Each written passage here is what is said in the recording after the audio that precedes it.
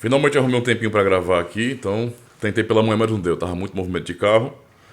E vou gravar agora, tá? Para comentar aqui o comentário do Esdras Figueiredo, não é? Ainda sobre essa questão de arminianismo, calvinismo, esse tipo de coisa. Eu vou ler aqui o comentário dele. Primeiro, queria agradecer, viu, Esdras? Muito obrigado pelo comentário, pela participação no canal. Peço sua ajuda, tá bom? Espalhe esse canal para todo mundo que você conhece, recomenda, porque vamos ficar sempre assim, produzindo conteúdo. Sempre nessa pegada, né? Gravo mais vídeos assim direto, sem edição, mas quando tem algum tema que é necessário, de repente, um estudo maior, não é? Então eu vou fazer algo mais elaborado, entendeu? Ou alguma coisa bem pontual realmente para trazer conhecimento para vocês aí, beleza? Então, muito obrigado mais uma vez, continue ajudando o canal. Eu vou ler aqui o comentário então que diz bem assim: os arminianos de hoje em dia amadureceram em muito a sua teologia e com certeza abandonaram aquilo que está documentado nos cânones de Dort. Diante disso, você considera os arminianos atuais como irmãos? Você enxerga o sinergismo evangélico / monergismo condicional também como uma heresia? Forte abraço, Deus abençoe. Muito obrigado mais uma vez, é uma pergunta muito importante e eu quero só ressaltar aqui dos vídeos anteriores que eu fiz sobre esse assunto, não é? Eu sempre fiquei dando ênfase ao cuidado que devemos ter para não acusar as pessoas, beleza? Não ficar dizendo quem é salvo é condenado, nós não temos direito disso, tá bom? Então é complicado, né, querer julgar alguém como se você é alguém que subscreve a fé reformada, as confissões reformadas, então você é salvo, não é? E se você não subscreve, você é condenado. Isso não existe, entendeu? Inclusive, subscrever as confissões reformadas não é garantia de nada. Entende a situação? Isso é muito importante para compreender. Então, por favor, a todos que acompanham o canal, não é? Eu não estou fazendo proselitismo aqui, beleza?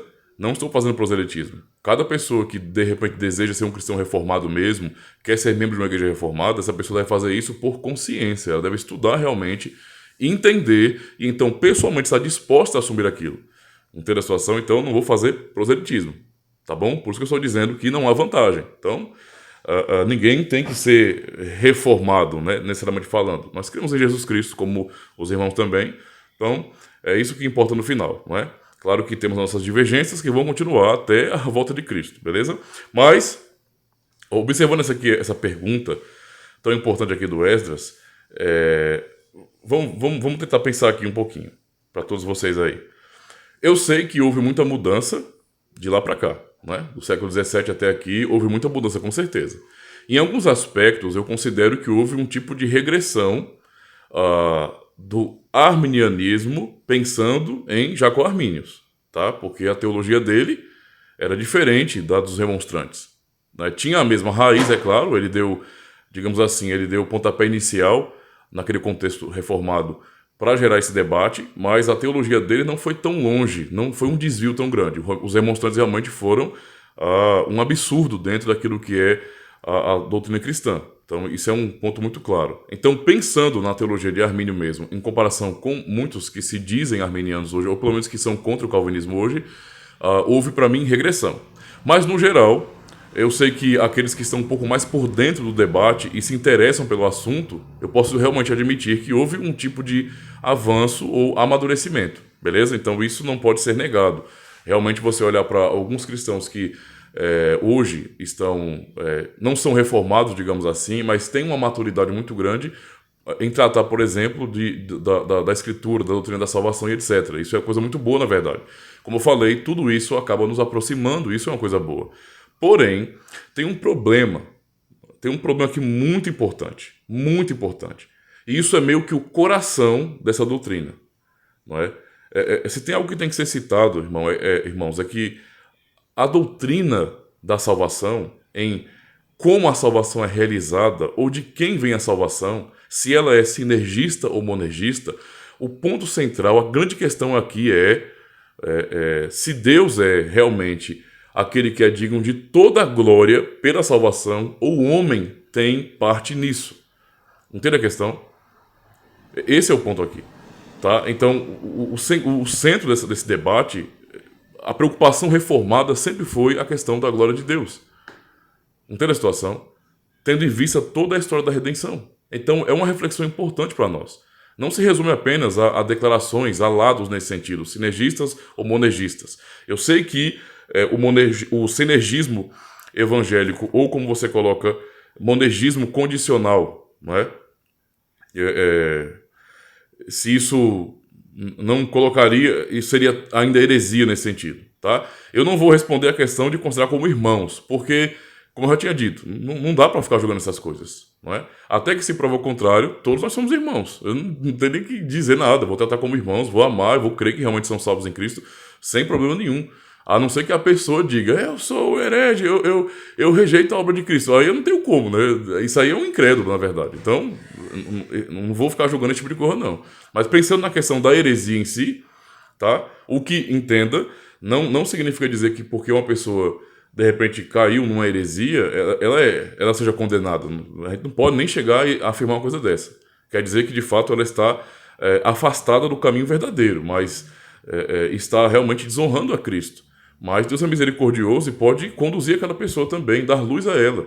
Eu acho que nosso papel é muito mais amar essas pessoas que têm essas dificuldades do que ficar dizendo que vão para o inferno em si. É claro que se a pessoa permanecer no erro até o fim, a sua confessionalidade acaba sendo uma confissão incrédula, entende? Então isso não é fé, né? Fé é aquilo que a Bíblia ensina e é justamente esse dom de Deus, não é? É isso que Deus nos dá para confiarmos no Evangelho, para crermos em Jesus Cristo. Tá? Fora disso aí, não existe fé, é crendice, é capacidade de crer natural do homem, todo mundo faz isso, todo mundo crê alguma coisa. Mas fé é algo muito específico, é um dom de Deus. Mas pensando nessa questão aqui, se esse monergismo condicional ou sinergismo evangélico ainda seria uma heresia, eu queria que o irmão e os demais irmãos me entendessem muito bem. Eu ainda considero esse ponto como uma heresia. Mesmo que a roupagem tenha mudado, e mesmo que tenha havido uma maturidade maior com relação a abordar a questão da salvação, eu ainda continuo considerando heresia. Eu vou explicar o porquê. Tenta imaginar que digamos assim, essa corrente da salvação, nós, reformados, não é, calvinistas, defendemos que o homem está de um lado e a corrente todinha, não é, cada elo da corrente é de Deus, vem totalmente de Deus. Não existe um elo que pertence ao ser humano, nenhum. Entende? Numa teologia, digamos assim, sinergista, semi-pelagiana, vamos dizer assim que uns 40% é de Deus e o restante é do homem, não é? Numa teologia sinergista, eu posso até dizer que é 50%, ou até mais um pouquinho, mas num sinergismo um pouco mais evangélico, tanto pensando nos arminianos históricos como os recentes, não é? Os históricos, para ser mais claro, né? Digamos assim que talvez 90% seja Deus, entende? E sobra então 5 elos que pertencem ao homem, que são a atitude humana, as ações humanas.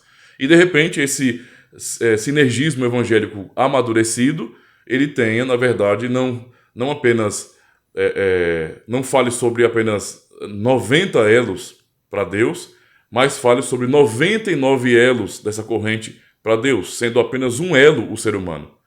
Um elo o ser humano.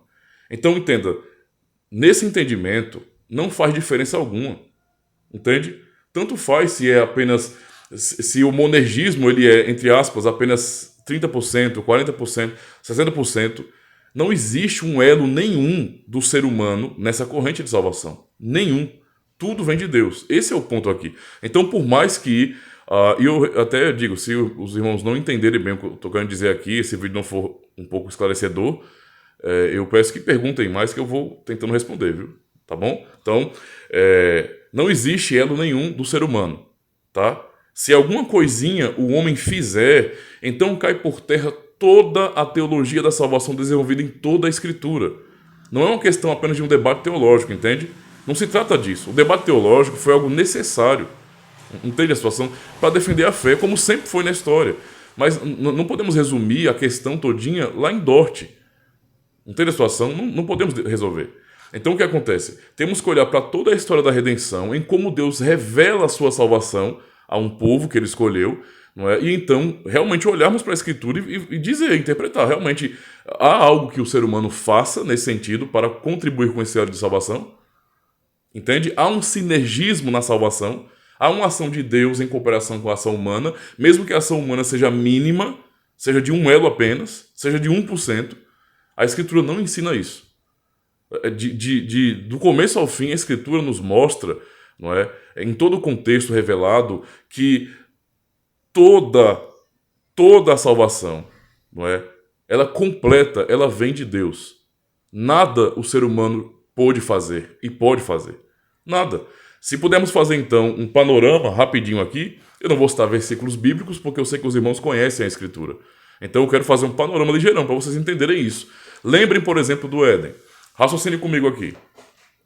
Éden, Deus cria o homem, e isso por si só já é uma atitude de graça, não é? Deus cria o homem, é a vontade dele que todas as coisas existam, então ele cria o homem, e então coloca o homem num jardim que ele plantou, num verdadeiro santuário nessa terra, na manifestação do seu reino neste mundo. Não é? Isso aí é muito importante. Deus coloca então o homem em um paraíso, um lugar onde ele estava rodeado de delícias, tá? E também de beleza. Deus deu algo completo para o ser humano, não lhe faltava nada. E dons excelentes, como o livre-arbítrio, não é? Os dons para adorar a Deus, sem dificuldade, sem impedimento, porque não havia corrupção na natureza humana. Mas quando o ser humano cai, isso é completamente alterado. Então, na queda, você vai observar Gênesis 3, por exemplo, a narrativa do Gênesis 3 nos mostra o homem e a mulher caindo nesse sentido, o homem sendo o responsável então, trazendo a maldição sobre a humanidade com seu pecado, o homem cai, tá bom? E qual é a atitude humana? Qual é a primeira atitude humana depois que cair, depois que viram que estavam nus, depois que a vergonha tomou o coração deles? Se esconder. Eles se esconderam. E o que eles tentaram fazer? O que Adão liderou sua esposa para fazer? Se cobrirem de folhas de figueira. Veja, eles caíram em pecado, eles perderam aqueles dons excelentes que tinham, por isso fugiram de Deus, certo? E a sua primeira atitude foi se esconder de Deus, mas eles sabiam que Deus ia ao encontro deles. Eles estavam preparados para isso. O contexto nos mostra isso aí, não é? Eles sabiam muito bem. E o que eles fazem, uma vez que eles estavam se escondendo por sua vergonha por causa do pecado, é tentar se cobrir, porque uma vez que Deus fosse ao encontro deles, eles poderiam se apresentar diante de Deus cobertos. Entende a situação? Veja, essa é a atitude do ser humano, não é? Tentar fazer alguma coisa para impedir de alguma maneira que a ira de Deus caia sobre ele. Essa foi a atitude de Adão. Isso é muito claro no texto de Gênesis 3. Não é? E o que acontece ali naquele contexto então? Eles fazem isso. A pergunta é, Deus aceita o que eles fizeram? Deus aceita o se vestir, não é? Cobrir a nudez com folhas de figueira? A resposta clara do texto é não. Tanto é que no próprio texto de Gênesis, o próprio Deus é quem sacrifica animais. Esse é o peso cultural, não é, dessa expressão em Gênesis 3. Entende? Para cobrir o casal com pele de animais, ora, Deus fez o primeiro sacrifício. Ele matou animais, sangue foi derramado, seguindo toda essa lógica de redenção em toda a Escritura. Sem derramamento de sangue, não há remissão de pecados. Então, Deus mata, ou seja, ele sacrifica os primeiros animais para cobrir a nudez do casal. Houve sangue derramado, e por meio do sangue derramado, a nudez do homem ali foi coberta. Então, perceba aí, não é? Você tem ali o estabelecimento da verdadeira religião. A verdadeira religião. E que religião é essa? A religião onde o homem não pode fazer nada por si mesmo e as suas tentativas de chegar até Deus são inúteis, porque ele não consegue mais adorar a Deus, não consegue mais conhecer a Deus como antes. Ele perdeu esses dons. É como Romanos 3, não é? Paulo ensina de maneira muito clara, os irmãos já sabem muito bem, há uma citação do texto que é: não há quem entenda, e não há quem entenda o quê? Não é? A Deus, porque ele fala, não há quem entenda, não há quem busque a Deus. Essa é a situação do homem no pós-queda. Então Deus não aceita as obras humanas. Não há nada que o ser humano possa fazer.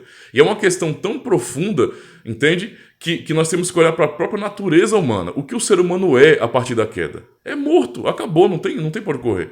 Então, por mais que haja tentativas de melhorar, digamos assim, o sinergismo, ele não resolve a principal questão. Ele não trata da verdade que o homem está morto, o homem não pode responder. Um milagre tem que acontecer para que o homem responda. E nesse sentido, esse milagre, não é? É justamente o fato de que Deus em sua misericórdia, vem até o homem para cobrir sua nudez. É o que acontece em Gênesis. É isso que fica estabelecido em toda a Escritura. A partir dali, não é? Tanto a maneira de culto foi estabelecida, não é? Que nós observamos, por exemplo, quando Caim e Abel nascem, não é? O que Abel faz? O que Abel faz? Abel oferece sacrifício a Deus. Sacrifício, não é? Derramamento de sangue, altar. Caim oferece algo totalmente diferente, ou seja, algo não ordenado, digamos assim. Caim foi tão sábio e tão fiel quanto Nadab e Abiú no templo. Não é? Ofereceram fogo estranho, Caim também ofereceu algo estranho. Por que era estranho? Porque não tinha a ver somente com intenção. Tinha que haver com intenção, é claro, mas com obediência. Como é que Deus fez com Adão no Éden com sua esposa? Isso foi transferido para os seus filhos. Então Abel foi fiel nesse sentido, não é? Oferecendo sacrifício a Deus. Mas entenda, o princípio da religião é esse. O homem não pode fazer nada por si mesmo. Deus vai até o homem. Porque o homem é completamente incapaz. Não há uma possibilidade de cooperação do homem nesse sentido. Nem conseguir entender a Deus ele consegue mais por natureza, porque ele está morto. Não há quem entenda, não há quem busque a Deus. Entende? Então Deus sempre vai até o homem. Aí nós vemos isso se repetindo, por exemplo, em Noé. Deus vai até Noé. Deus chama Noé. Sempre a atitude de Deus com relação ao homem. Deus chama Noé. Entende a situação? A mesma coisa acontece com Abraão. Não é? Deus vai até Abraão e lhe faz promessa. E não se esqueça de uma coisa. Abraão creu. Noé creu também. Eles foram justificados pela fé. Agora, a pergunta é, essa fé é algo natural deles? Não. Deus deu a fé a eles. Nós sabemos muito bem que é o Espírito Santo que opera essa fé no nosso coração. Sem a ação do Espírito Santo não tem como o homem crer. Ele nem sequer entende a Deus. Não há esse contato. Ele não pode encontrar a Deus. Deus se revela. Ninguém consegue encontrar a Deus, entende? O sinergismo, no fim, acaba tendo um princípio de que o homem ele realmente consegue entender Deus, ele consegue buscar a Deus, então fica dependendo meio que dele também fazer isso. Deus ajuda, talvez na maior parte do caminho, não é? Mas o homem realmente tem condições de tomar a sua atitude de ir sozinho até Deus. E a Escritura nos mostra em toda a história da redenção que isso é absolutamente impossível. Deus sempre está indo ao homem, tá? Isso acontece com Abraão e com todos os filhos de Israel na história, não é? Os que são destacados como patriarcas, por exemplo. Mesmo quando pensamos no Egito, o povo estava ali, não é? E Deus foi até o povo e libertou o povo, e assim por diante. Deus envia seu filho e seu filho sozinho paga o preço, não é? Então veja, a estrutura da religião verdadeira é essa: Deus vai até o povo, ou Deus vai até o homem para restaurá-lo, para cobrir sua nudez. Simplesmente isso. Entende? Toda a estrutura da salvação está aí. Então o que nós aprendemos, por exemplo, pelos apóstolos nas cartas, é o que está em Gênesis 3. É o mesmo princípio, não muda. É disso que se trata. Entendeu? E o que acontece? Um pensamento contrário, não é? Não importa a escala que isso seja aplicado, mas quando nós pensamos no pensamento contrário, o sinergismo, digamos assim, o sinergismo é um conceito, tá bom, que não é bíblico. Não é bíblico. Não adianta a pessoa, por exemplo, ficar procurando versículos para dizer, tá vendo aí? Achei um versículo que diz, não é que o homem, ele desenvolve a sua salvação. Pensando em Filipenses, por exemplo, 2:13.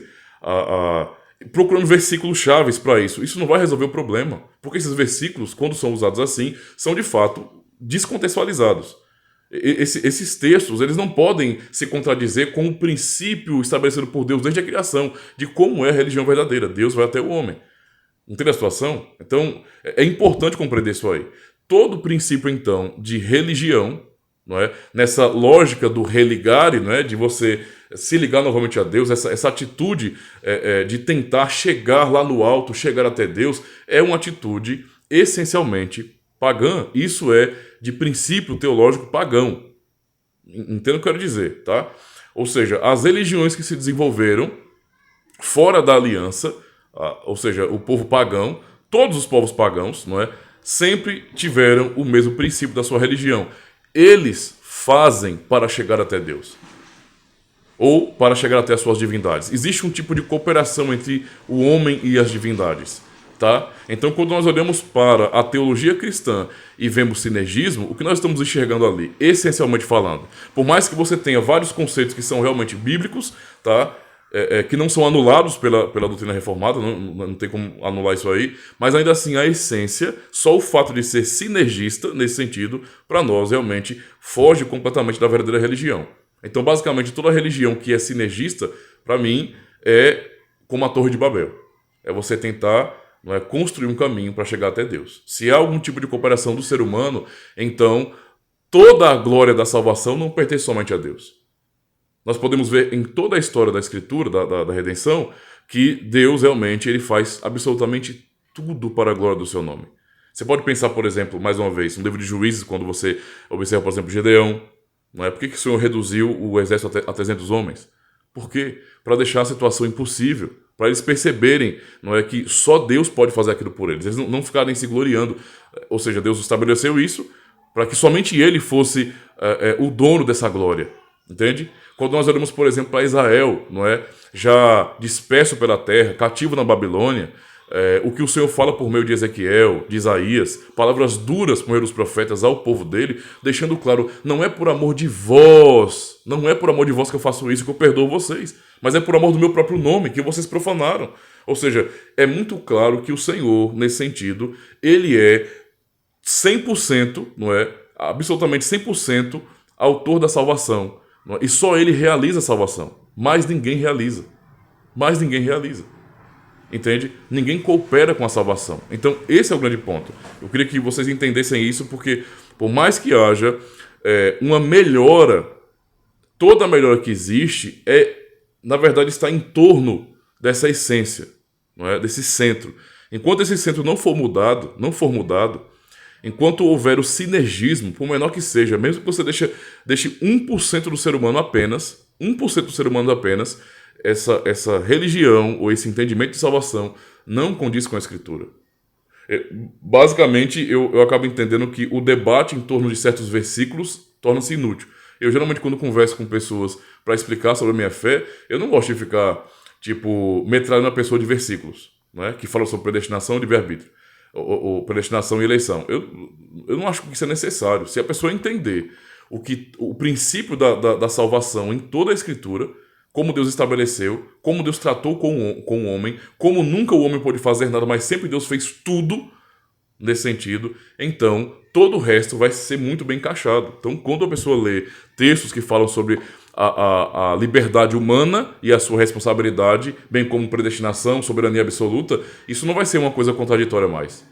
Entendeu? Isso é importante para nós porque algumas pessoas dizem que o calvinismo ou a fé reformada ela fala sobre a soberania de Deus, enquanto que o arminianismo fala sobre a responsabilidade humana. Isso é uma falácia histórica, é uma falácia muito grande. Alguém, para poder pensar assim, por exemplo, ela não pode ter lido as confissões reformadas, não sabe o que é a pregação reformada, porque não é isso que nós cremos. Na verdade, naquilo que é chamado de calvinismo, apelidado, né, a fé reformada, ela trata das duas questões. Para nós reformados, nós temos liberdade sim. Tá? Nós temos liberdade sim. Beleza? Liberdade sim. Então, na fé reformada, há um equilíbrio com relação a isso. Deus é absolutamente soberano. Não é? Não só quando me convém que ele seja, ele é absolutamente soberano.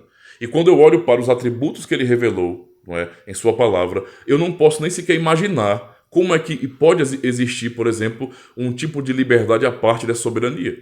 E se essa liberdade está ligada e submissa à soberania, não é total como ele. Ninguém é livre como Deus, só Deus é livre assim. Não é? Ao mesmo tempo, para dar esse equilíbrio, a fé reformada aborda também a nossa responsabilidade. Nós somos responsáveis. Entende? A questão todinha é que quando nós vamos para a salvação, não é? O sinergismo acaba tratando a salvação assim. Não importa a escala, não é? A porcentagem de sinergismo, digamos assim.